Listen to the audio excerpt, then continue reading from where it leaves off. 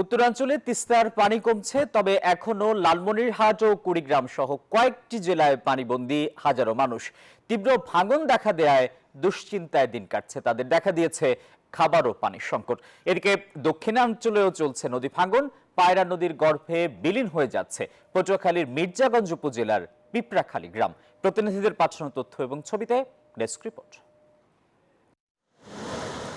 ভারী বৃষ্টি ও উজানের ঢলে ফের উত্তাল হয়ে ওঠে তিস্তা নদী। প্লাবিত হয় রংপুর, লালমনিরহাট, কুড়িগ্রাম, গাইবান্ধা ও নীলফামারী জেলায় তিস্তার চরাঞ্চল ও বাম তীরের নিম্নাঞ্চল। পানিবন্দী হয়ে পড়ে হাজারো পরিবার। ডুবে যায় ফসল, ভেসে যায় পুকুরের মাছ। এখন পানি কমে গেলেও দেখা দিয়েছে ভাঙন আতঙ্ক।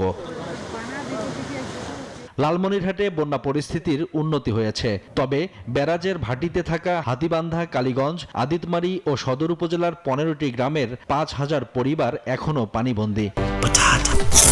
বাছাই করা আলু আর স্পাইসি সিজনিং এ প্রাণ পোটাটা চিপস নাকি বিস্কিট খেয়ে বোঝে নাও। বাড়িতে পানি উঠছে, পানিতে বন্দী হয়ে গেছি।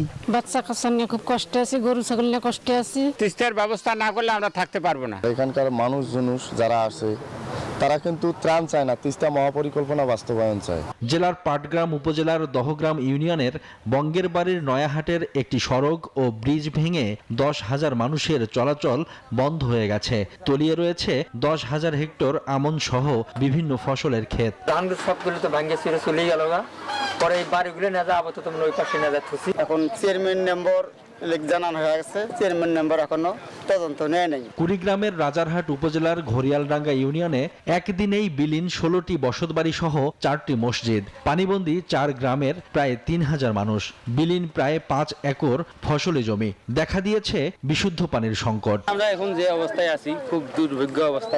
আমরা চাই যে স্থায়ীভাবে সুন্দর একটা পরিকল্পনা হোক। আমরা আশা করছি এলজিডি কর্তৃক অতি দ্রুততম সময়ে যে ভাঙন কবলিত যে বাঁধ, সেই বাঁধের সংস্কার কার্যক্রম সম্পন্ন হবে। এদিকে পায়রা নদীর ভয়াবহ ভাঙনে বিলীন হয়ে যাচ্ছে পটুয়াখালীর মির্জাগঞ্জ উপজেলার পিপরাখালী গ্রাম।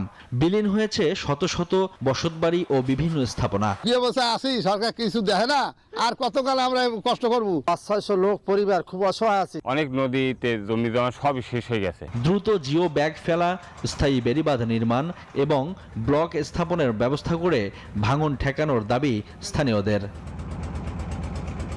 Desk report, news 24।